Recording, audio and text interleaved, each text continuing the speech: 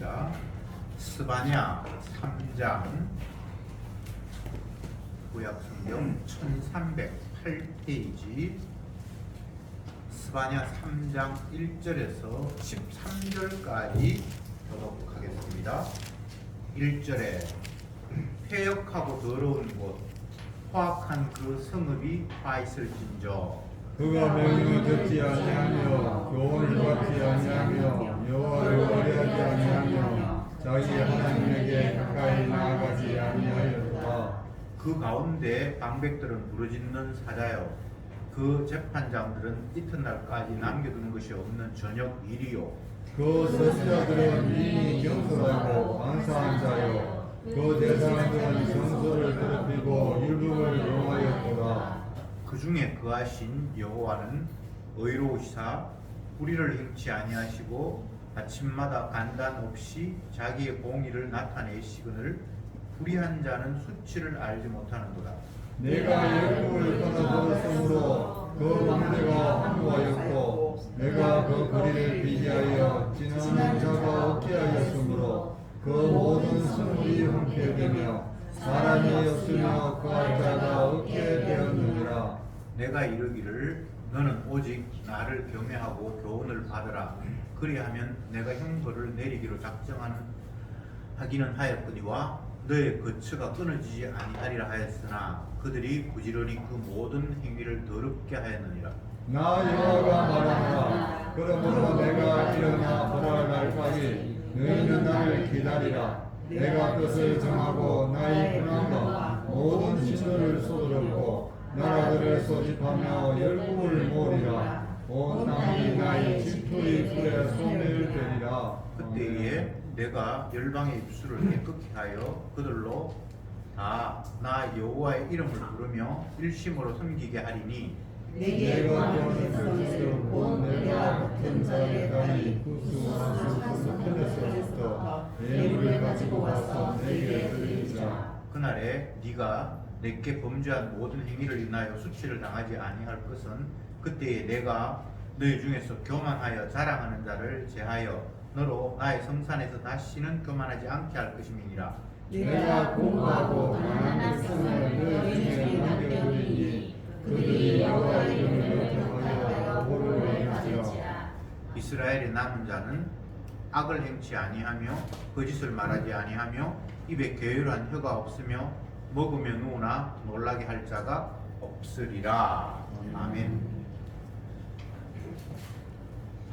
스바냐 선지자가 하나님의 계시를 받아서 백성들에게 외치는 내용 짧습니다. 3장까지밖에 안 되니까요.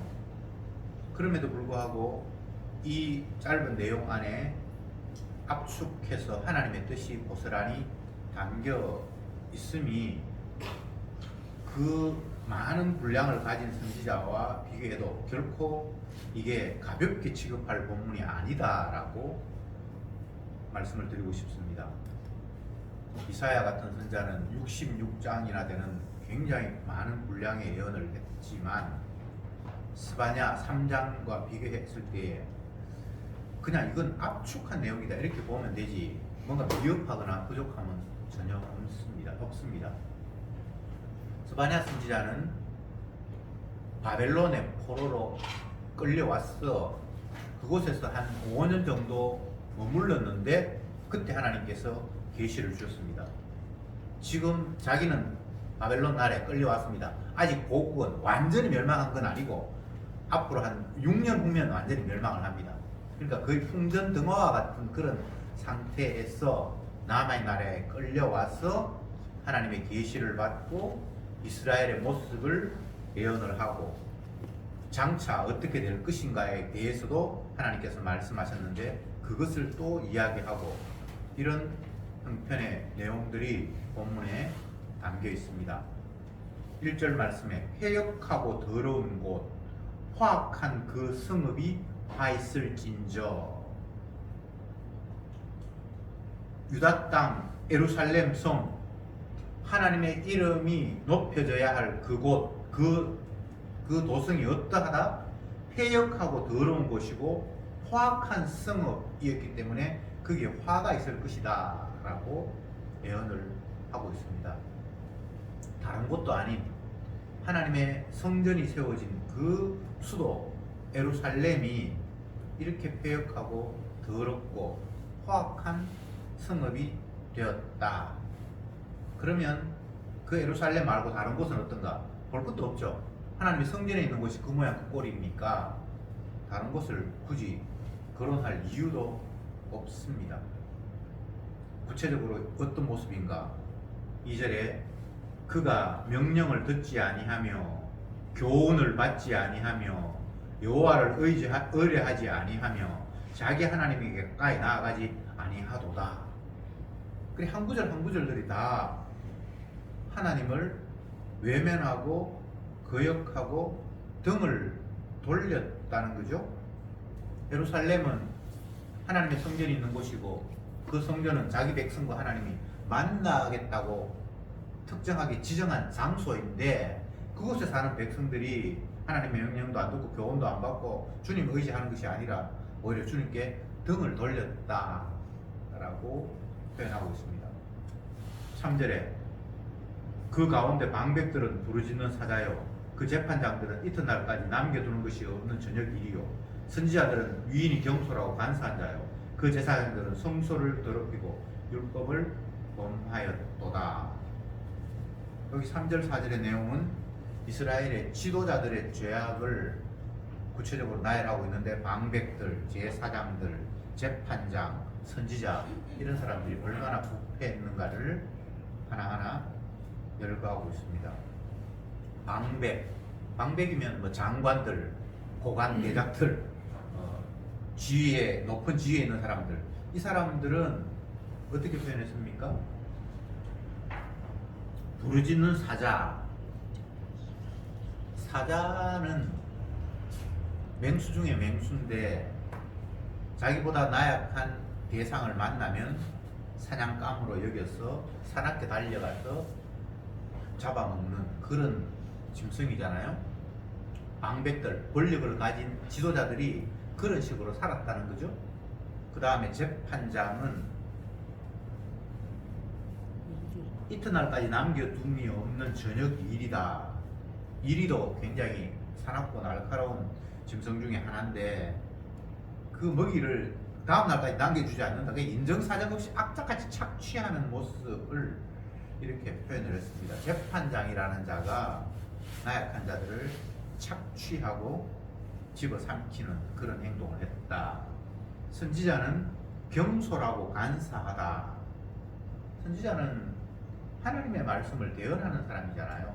그래서 백성이 듣기 좋다든지 뭐 위로를 한다든지 그런 내용이 아니라 그냥 하나님 말씀하신 걸 가감 없이 전달하는 사람이 선지자죠. 예수님이 등장하시기 전에 6개월 전에 세례 요한이 나타나서 그 선지자 마지막 선지자라고 보면 됩니다. 독사의 새끼들아 이스라엘 백성들 향해서 좋은 열매 맺지 않은 나무는 다 찍어 불에 던진다고 주님이 말씀하셨다 라고 하면서 아주 독서를 이스라엘 백성들에게 퍼붓는 장면이 복음서에 잘 기록되어 있습니다. 그게 선지자의 모습이에요. 선지자는 사람들의 눈치를 보면서 이런 말하면 좋아할까 이런 말하면 혹시 실망하지 않을까 그렇게 견주면서 그들의 비위를 생각해서 말하는 자가 아니고 그냥 하나님이 말씀하신 걸 여과 없이 그대로 전하는 자가 선지자입니다. 그런데 여기에 경솔하고 간사하다라고 선지자를 평가했잖아요. 간사하다는 것은 요 사람한테 가 요 말하고 저 사람한테 가 저 말하고 그냥 남 비유 맞추는 거예요. 선지자가 이런 꼬라지가 되었다는 거죠. 그 다음 마지막에 제사장은 어떻게 되어 있습니까? 성소를 더럽히고 율법을 범했다. 제사장은 성소에서 주님 앞에 제사 드리는 자인데 그 성소를 더럽혔고 하나님의 율법을 가르치는 자인데 율법을 어겼다. 그러니까 하나님의 뜻과는 정반대로 행했다는 거죠. 그러니까 지도자들이 이러했으면 지도자 아닌 평민들은 볼 것도 없어요. 얼마나 완악한 모습인가를 구체적으로 나열을 했습니다. 6절에 보면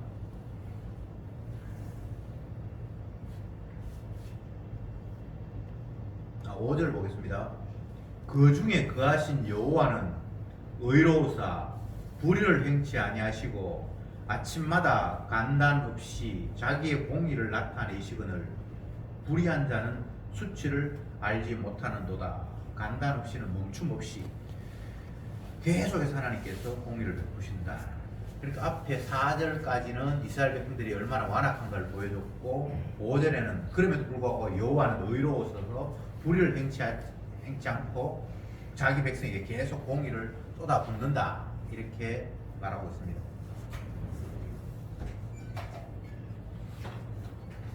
1절에서 4절 인간들의 모습이죠. 한마디로 개판입니다. 여기 비해서 5절에 하나님은 어떤 분인가? 그럼에도 불구하고 진실하고 긍휼이 많고 또 어떻게 되어 있습니까? 공의를 행한다. 의롭다. 이렇게 있죠. 여기에서 우리가 생각해 볼 것은 하나님과 인간을 대비시키고 있는데 인간들은 포악하고 하나님 명령도 무시하고 권력 가진 사람은 자기 권력을 가지고 쥐어짜고 그렇게 살아가고 그런데도 불구하고 하나님은 자기의 의로우심을 여전히 행하시고 또 자기의 공의를 나타내시는 분이다. 이렇게 대비시키고 있습니다. 사람이 자기 자신을 알기 위해서는 다른 사람과 비교해서 내가 어떻다 이렇게 해서는 내 모습을 알 수가 없어요. 하나님과 자기를 비교해야 나는 이런 자이구나를 깨닫게 되는 거죠. 근데 어리석은 인간들은 나 아닌 남과 나를 비교하면서 내 위치를 찾으려고 하는 거예요. 소경이 소경을 인도하는 꼴이죠. 인간이 나와 똑같은 다른 인간을 봐서 나를 알 수가 없어요. 그런데 인간이 할 수 있는 일은 다른 인간을 보면서 내 위치를 파악하는 그거 말고는 할 줄 몰라요. 저 사람은 저런 옷을 입었네? 저 사람은 저런 걸 하네? 그럼 나는 그걸 따를까 말까? 요게 인간들이 살아가는 삶의 방식이거든요. 인간들은 이미 죄악의 구렁텅이 속에 갇혀 있습니다. 이게 성경의 이야기입니다. 생명나무가 있는 곳으로부터 추방되어서 그곳으로는 접근도 할 수 없도록 천사가 지키고 화염금이 지켜서 이제는 그 생명나무가 있는 곳으로 접근도 못하도록 하나님이 막아 놓으셨고, 그래서 그 생명나무가 있는 곳으로부터 추방된 인간들은 죄악이라는 환경 속에서 갇혀 있습니다. 하나님이 말씀을 주신 이유가 너희가 죄 아래 갇혀 있다는 걸 깨닫게 하기 위해서 말씀을 주셨다라고 말씀하셨잖아요. 그러니까 죄악에 갇혀 있는 인간들이 다른 인간들을 보면서 차이를 느낀다? 그건 차이가 아니에요. 뭐 굳이 보면 생김새도 다르고 생각하는 것도 다르고 뭐 다른 것 같은데 결국은 죄 짓는 양상의 그 여러 모습일 뿐입니다. 자기 욕망을 피워내는 모습의 다양함입니다. 어떤 사람은 물질을 많이 소유함으로 욕망을 피워내고, 어떤 사람은 권력을 가짐으로 욕망을 피워내고, 어떤 사람은 자기 외모를 자랑하면서 욕망을 피워내고, 그게 다른 것 같은데 결국은 욕망을 피워내는 그냥 다양성이지 그게 차이가 아닙니다. 지금 선지자가 3장에서 1절부터 4절까지는 인간의 모습을 이야기를 했고 5절에서는 하나님이 어떤 분인가를 표현해 놨습니다. 그렇게 한 이유가 하나님이 어떤 분인가라는 것을 기준으로 하지 않으면 내가 어떤 존재인가를 몰라요. 다 자기 욕심대로 살아가는데 저 사람은 이 욕심을 피우고 나는 이 욕심을 피우고 내 욕망이 이런 쪽으로 표출되고 저 사람은 저런 쪽으로 표출되고 그게 다르지 않아요. 그냥 나의 욕망의 표출이에요. 그런데 우리는 그걸 보면서 니도 욕망을 피우고 나도 욕망을 피우니까 그건 문제가 없네? 이렇게 생각한단 말이죠. 그 역사책을 보면 이런 표현이 있어요. 한 사람이 잘못을 저지르면 그게 잘못으로 인정되지만 다 잘못을 저지르면 그거 잘못이 아닌 것이 된다. 이런 표현이 있어요. 한두 사람이 뭔가를 주장을 하면 그게 참이라고 받아들이지 않는데 모든 사람이 그걸 주장을 하면 참이 되어버려요. 참 웃기죠. 한 사람의 이야기는 힘이 없어요. 그런데 많은 사람들의 이야기는 그게 힘이 돼요. 그게 여론이라고 그러죠. 그래서 정치인들이 자기의 주장을 이게 옳고 여러분들이 따를 만합니다 라고 사람들에게 심어주기 위해서 언론을 움직이고 많은 사람들에게 존경을 받는 그런 사람들의 입을 통해서 또 자기 주장을 동조하게 만들고 그래서 여론을 형성을 해서 내 주장이 이 어리석은 나 한 장만의 주장이 아니라 모든 사람들의 주장이고 똑똑한 사람들이 다 이렇게 생각합니다 라고 분위기를 만들어가는 거예요. 그런데 많은 사람들이 주장한다고 해서 이게 참입니까? 인간들끼리 그 이야기가 그 이야기고 다 똑같아요.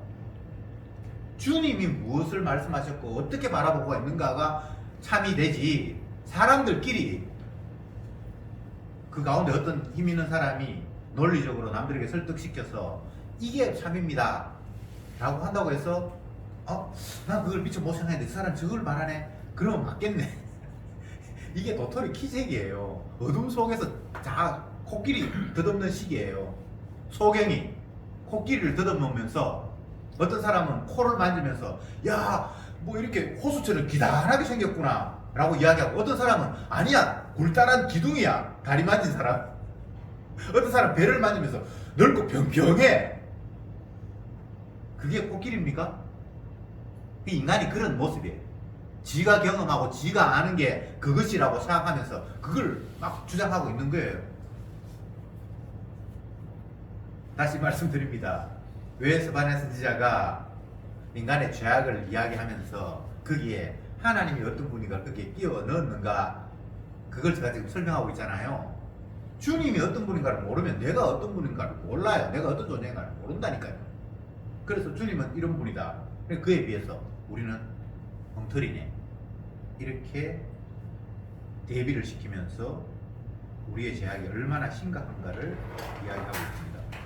6절에 내가 열국을 끊어버렸으므로 그 망대가 황무하였고 내가 그 거리를 비게 하여 지나는 자가 없게 하였으므로 그 모든 성읍이 황폐되며 사람이 없으며 거할 자가 없게 되었느니라. 이제 하나님께서 당신의 뜻과 전혀 거리가 먼 쪽으로 살아가는 죄인들을 향해서 하나님이 자기의 분을 표출하시는데, 내가 열국을 끊어버렸고 많은 나라들을 끊어버렸고 그래서 망대가 황무하게 되었고, 망대라는 건 이렇게 뭡니까? 높이 이렇게 세워서 여러 가지를 알아보고 하는 그런 거예요. 그게 황무하게 되었고 내가 거리를 비게 하였고 지나가는 자가 없게 하였고 성읍이 황폐하게 되었고 사람이 거할 자가 없게 되었다. 그래서 성읍이라는 곳은 많은 사람들이 사는 대도시를 이야기하거든요. 그곳에서 하나님께서 벌을 내리시니까 사람이고 뭐고 아무것도 없는 그냥 황무지가 되었다, 이렇게 말씀하고 있습니다. 어떤 도시는 대기업이 있어서 그 기업이 장사를 잘하고 소득이 많이 생겨서 거기 일하는 사람들이 그곳에 모여서 잘 돌아가는 그런 공간이었습니다. 근데 어느 날 갑자기 대기업이 무너지고 회사가 문을 닫고, 그러니까 거기에 거하던 사람들, 일하던 사람들도 다 뿔뿔이 흩어져 버렸고, 그 번성하던 도시가 그냥 사람이 없는 그런 곳이 되어버리는 그런 상황. 그게 주님이 개입하셔서 상황을 그렇게 바꾸시는 거예요. 왜? 너희들이 완악한 죄인이라는 사실을 일러 주시려고. 그런데 여기서 보면 계속해서 하나님께서 내가 이걸 유독 강조합니다. 6절 내가 열국을 꺼내버렸다. 7절에 내가 이르기를 너는 오직 나를 경외하고 교훈을 받으라. 그리하면 내가 형벌을 내리기로 정하기를 하였거니와 너희 거처가 끊어지지 아니하려 하였으나 그들이 부지런히 그 모든 행위를 더럽게 하였다. 또 8절에 나 여호와가 말하노라. 그러므로 내가 일어나 벌할 날 9절에 그때에 내가 열방에게 10절에 내가 11절에 또 내가 계속 하나님이 자기 자신이 화가 나서 견딜 수 없어서 너희들에게 이런 모습으로 저런 모습으로 심판을 하겠다라는 말씀을 계속 하는데 내가 계속해서 하나님께서 그렇게 말씀하세요. 1절부터 4절까지 인간의 모습을 완악된 모습을 표현해놨는데 그 가운데 대표적인 것이 하나님 말씀 무시하고 하나님과 가까이 하는 자가 없다, 의리하는 자가 없다라고 했는데 그것은 주님이 있는 둥 없는 둥 그런 모습이에요. 성전은 있는데 주님 진짜 살아 계실까? 그러니까 주님을 의리하지 않는 거예요. 그를 경배하지도 않는 거예요. 그의 말에 귀 기울이지 않는 거예요. 사람들끼리 뭐 모여 있는데 예를 들어서 4명이 모여 있는데 어떤 한 사람이 뭔가를 이야기해요. 근데 그에 대해서 아무도 뭐 가타부타 간섭을 안 한다. 그러면 그냥 그림자 인간이잖아요. 하나님이 이스라엘 백성들이 그렇게 취급을 당하는 거예요. 의리하지 않는다. 그를 뭐 경배하지 않는다. 가까이 하지 않는다. 그 말이 있는 둥 없는 둥 그냥 취급한다는 거예요. 그러니까 주님께서 그래 너희들이 나 있는 것도 생각 못했지. 그냥 너희들끼리 열심히 살아가면 되는 줄 알았지. 그래 한번 살아봐 하면 주님께서 내가 너희들을 황무하게 할 것이고 내가 너희들을 이렇게 할 것이고 계속해서 주님께서 자기 자신이 내가 너희들한테 그림자 취급당할 그런 존재 아니거든. 나 살아있거든 하면서 주님이 계속해서 내가라고 이야기하면서 주님이 이루실 일, 형벌, 진노의 모습을 하나하나 그들에게 나열하십니다. 마지막 8절의 결론의 모습으로 나 여호와가 말하노라. 그러므로 내가 일어나 벌할 날까지 너희는 나를 기다리라. 내가 뜻을 정하고 나의 분한과 모든 진노를 쏟으려고 나라들을 소집하여 열국을 모으리라. 온 땅이 나의 질투의 불에 소멸되리라. 이게 인간에 대한 하나님의 결론입니다. 하나님께서 화가 잔뜩 나셔서 어떻게 한다고요? 온 땅에 뭐라고 했습니까? 질투의 불에 소멸. 나의 질투의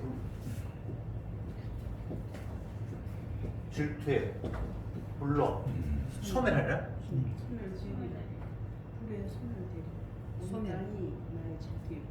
불에 소멸되리라.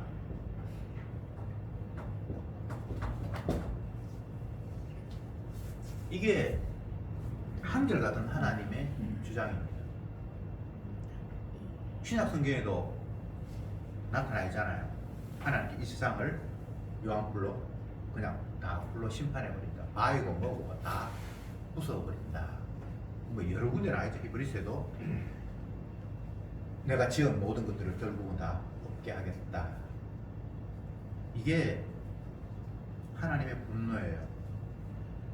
그런데 세상 사람들 뭐 간두고 성경을 읽는다고 하는 사람들, 예수 믿는다고 하는 사람들 복음으로 십자가를 복음으로 봐야 된다고 하는 사람 가운데도 이런 인식이 너무나 희박해요.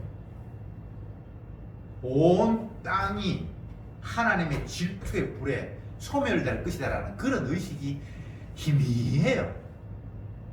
주님은 계속해서 화가 나서 내가 다 심판해버리겠다고 처음부터까지 계속해서 이야기를 하고 있는데, 성경 전체가 그런 이야기를 바탕에 깔고 있는데, 정작 하나님의 말씀을 믿는다고 하는 많은 사람들이 이런 의식이 그냥 희박해요. 나라가 왜 이 모양 이 꼴이고, 정치하는 사람 봐도 그렇고 신문을 읽으면 날마다 찢고 뽑고 싸우는 이야기밖에 없고, 좀 지도자 제대로 한 사람 잘 뽑히면 나아질까, 그런 발상이 주님께서 이 온 땅에 하나님 질투하셔서 불로 소멸하겠다는 생각하고는 정반대의 사고방식을 자꾸 우리가 희망을 갖고 있잖아요. 뭐 지도자 한 사람 잘 뽑히면 뭐 코로나 지나가고 나면 경제가 뭐 좀 살 것 같고, 또 아니면 뭐 자꾸 우리는 주님이 이 땅, 온 땅을 나의 질투로 소멸하겠다라는 이런 선포가 있고 난 이후에도 이런 식으로 세상을 바라보고 있지 않잖아요. 여러분 어떻습니까? 세상을, 우리 가정을, 우리 도시를, 이 나라를 하나님이 온 땅에 나의 질투로 소멸시키겠다라는 그런 말씀을 가지고 이 세상을 바라보고 있는가 라는 것이 오늘 선자가 우리에게 던지는 질문입니다. 이런 생각 안 해요.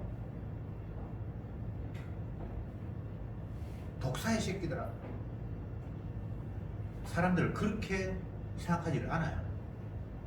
아, 저 사람은 진짜 좀 까다롭다, 근데 저 사람은 참 괜찮네, 그렇게 생각을 하지, 이 썩어 빠질 인간들아, 이 독사의 새끼들아. 독사의 새끼라고 하니까 우리에게는 잘 그 감이 안 오는데, 야, 이 개새끼들아 이 말이야. 우리 그럼 확 다가오잖아요. 모든 인간들 향해서.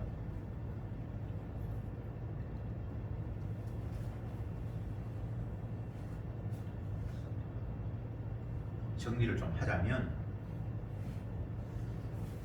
인간의 모습을, 실상을 어떻다라고 보여주기 위해서 하나님은 이런 분이다 라고 하면서 하나님과 전혀 다른 우리를 향해서 하나님께서 분노할 수밖에 없는 이유들을 명확하게 이야기했고, 그래서 하나님께서 온 땅에 나의 질투의 불에 소멸되게 하겠다, 다 태워버리겠다 라고 말씀을 하신 것이 저와 여러분들의 놓여 있는 지금 이런 상황입니다. 이건 뭐 누군가를 뭔가를 특별한 걸 과장하기 위해서 한 말이 아니고, 선자의 글은 다 이래요. 하나도 다르지 않아요. 똑같은 이야기를 창세기부터 요한계시록까지 계속해서 하고 있어요. 심판한다는 거. 9절에 그때에 내가 열방의 입술을 깨끗하게 하여 그들로 다 나 여호와의 이름을 부르며 일심으로 섬기게 하리니, 이게 이제 분위기가 전혀 달라집니다. 주님이 진노하셔서 심판하시겠다고 말씀하신 그 땅에 또 내가 열방의 입술을 깨끗게 하여 그들로 나 여호와의 이름을 부르며 섬기게 하겠다. 10절에 내게 구하는 백성들 곧 내가 흩은 자의 딸이 구스 하수 건너편에서 예물을 가지고 와서 내게 드릴 것이다. 11절에 그날에 네가 내게 범죄한 모든 행위를 인하여 수치를 당하지 아니할 것은 그때 내가 너희 중에서 교만하여 자랑하는 자를 제하여 너로 나의 성산에서 다시는 교만하지 않게 할 것이다. 12절에 내가 공고하고 가난한 백성을 너희 중에 남겨두리니 그들이 여호와 이름을 의탁하여 보호를 받을지어다. 지금 이제 분위기가 전혀 달라져요.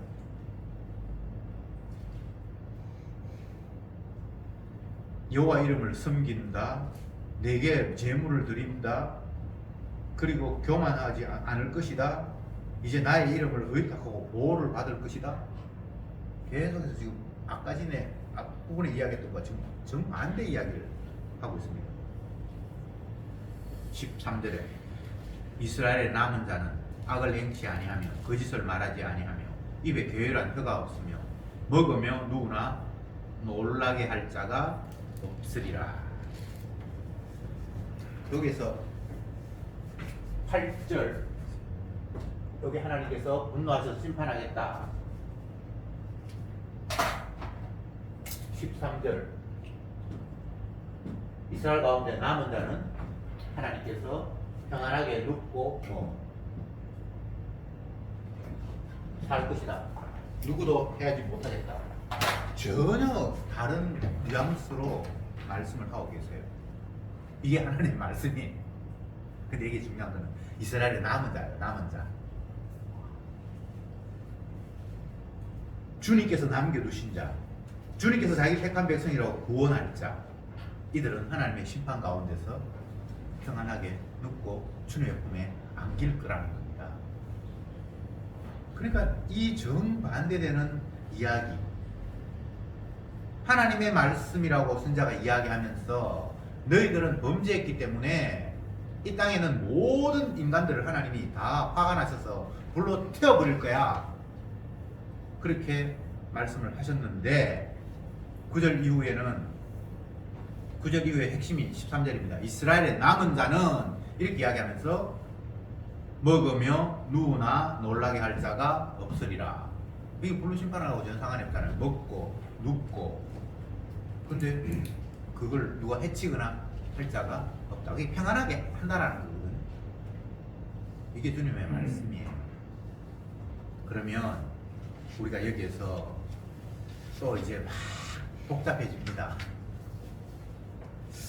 분명히 멸망인데 그러면 남은 자가 되어서 거기서 편안하게 누워서 먹고 누구도 해치지 못하는 그런 상황은 누구에게 해당이 될까? 그럼 내가 남은 자에 해당이 되면 좋겠다. 뭐 이런 이제 생각을 할 수 있겠죠. 내가 스스로 노력으로 남은 자가 될 방법은 없고요. 주님이 남기시면 남아요. 그래서 하나님 말씀 앞에 우리가 뭘 할 게 없어요. 나는 은혜 줄 자에게 은혜를 주고 긍휼을 여길 자는 긍휼을 여긴다. 그럼 그게 끝이에요. 주님이 긍휼히 여기셔서 긍휼히 여기면 대상이 되면 긍휼히 여기면 받는 거예요. 오늘 요 본문을 구체적으로 형상화시켰던 한 시대를 떠올려 보면 노아 홍수 시대. 하나님께서 자기가 만든 인간들이 교만하고 하나님을 외면했기 때문에 사람 지으셨음을 한탄하사 그들을 다 물로 심판해 버리겠다 라고 말씀하셔서 비를 하늘에 쏟는데 땅 밑에도 물구멍을 열어서 그냥 입체적으로 그냥 물이 모든 이 땅에 있는 기식하는 뭐 코로 숨쉬고 움직이는 것들을 다 물에 잠기게 해버렸습니다.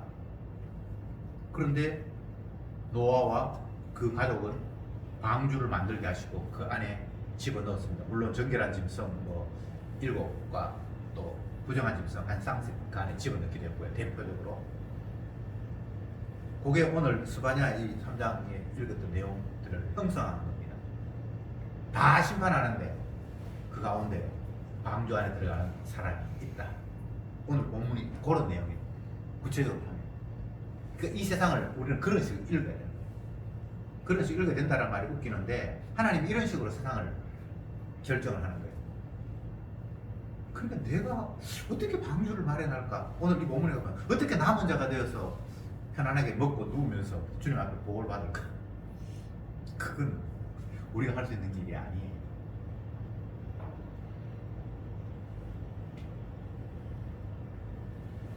요한복음 8장에 보면 간음하다가 현장에서 발각된 여인이 나와요. 현행범이에요. 이건 뭐 과거가 지나가서 뭐 증거를 숨기고 막 할 수 있는 게 아니고 그냥 간음하다가 현장에서 그냥 붙들려버렸어요. 간음하는 사람은 돌로 칠하는 게 율법이거든요.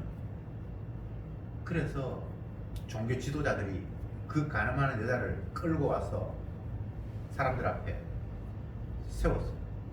그러면서 예수님께도 그 상황을 보여주었어요. 당신은 하나님의 아들이라 그러는데 하나님의 율법에 의하면 가늠하다가 붙들린 거는 돌로 치라고 했잖아. 당신은 어떻게 할래? 그렇게 예수님께 물었어요. 그런데 예수님께서 뭐 땅에 뭐 글자를 쓰시고 하시는 말씀이 죄 없는 자가 먼저 돌을 들어서 이 여인에게 던져라, 이렇게 주님께서 말씀하셨어요. 그랬는데 나이 든 사람부터 젊은 사람까지 하나하나 자기가 들었던 돌을 놓고 슬금슬금 그 현장을 빠져나갔더라, 이렇게 성경에 기록하고 있고요. 그럴 때 그 가늠한 현장에 붙들린 여인과 예수님 두 사람만 딱 대면하는 그런 상황인데, 그때 예수님께서 그 여인에게 하신 말씀, 너를 벌할 자가 어디 있느냐. 그러니까 다 가버렸네요, 이런 취지로 여자가 이야기했죠. 그럴 때 예수님께서 하시는 말씀이 나도 너를 정죄하지 않겠다. 이게 오늘 이 내용의 말씀이에요. 여기에는 그 여인이 무엇 때문에 주님 앞에 나 너 벌 안 할게 라고 이렇게 얘기했는지 그 상황이 설명이 없어요. 앞으로 잘 살아야 되겠다든지 결심했다든지 아니면 그 상황이 정말 가늠하지 않을 수 없는 그런 불가피한 상황이었다든지 뭐 이런 뭐 이유나 설명 그런 게 아무것도 없어요. 그거는 이런 식으로 일어나는 거예요.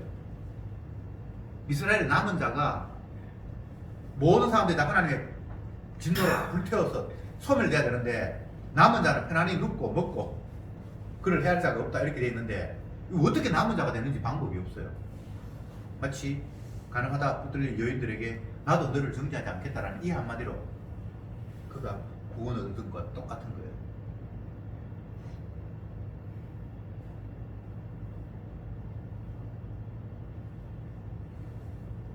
요한복음은 21장까지 있는데 그 21장의 결론을 보면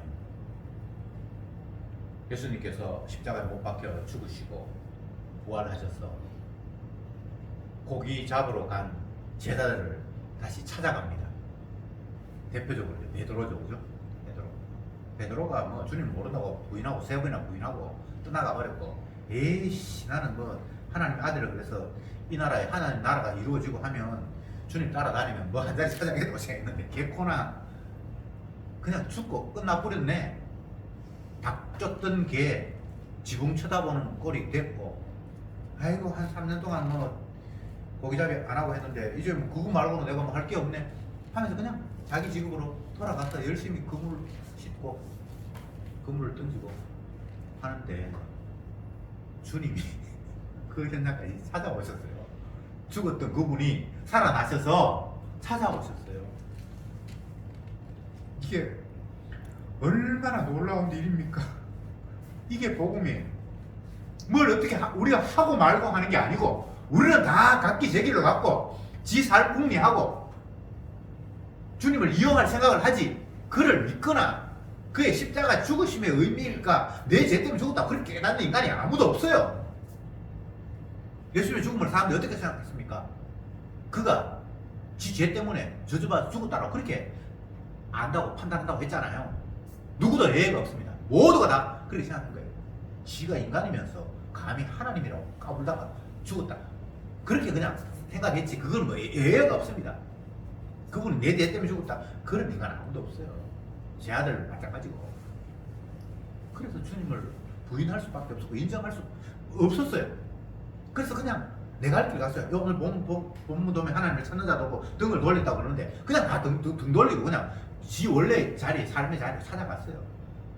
그런데 나에 의해서 죽임 당하신 그 예수님이 하나님에 의해서 다시 살아나셔서 자기를 버리신 그를 다시 지금 찾아가신 거예요. 마치 이 가늠한 여자에게 주님이 찾아가셔서 나 너 죄 안 물을게 이렇게 선포하시는 거지. 이게 주님이 자기 백성을 구원하시는 방법입니다. 우리가 어떻게 할 수가 없어요. 나 좀 찾아와 주세요. 그렇게 할 수도 없어요. 그냥 주님이 자기 사랑 보여주시기 위해서 너는 천번만번 주고 마땅한데 내 사랑이 얼마나 큰가를 너를 통해서 보여주기 위해서 내가 너를 찾아왔고 너를 용서했다라는 것, 이게 주님의 복음이에요. 그러니까 이게 깨달아지면 우리는 모든 일이 그냥 주님의 사랑과 긍휼 속에 담겨 있음을 감사할 수밖에 없어요. 남과 비교하면서 나는 왜 이래? 그건 전혀 잘못된 거잖아요. 그렇잖아요. 뭐 남하고 비교할 거 없어요. 그것도 지금 저주받아서 살아가는 모습이에요. 그게 찬란한 모습 같은데 잠시 있다가 사라져버릴 그냥 찰나의 순간이에요. 그래서 이 땅에 참 아름다운 게 아무것도 없어요. 굳이 따지자면 주님이 찾아와 주셔서 내가 너 정죄하지 않을게, 이 주님의 선언이 아름답지 나머지는 아름다운 게 아무것도 없습니다. 그냥 멸망해 가는 모습이에요. 시들어 가는 모습이고 하나님이 분노하셔서 때가 되면 완전히 다 소멸해버릴 그냥 재료들이에요. 이 땅의 모든 것들은. 근데 뭘 자꾸 뭐가 아름답고 좋고 그런 관점을 자꾸 내비칩니까?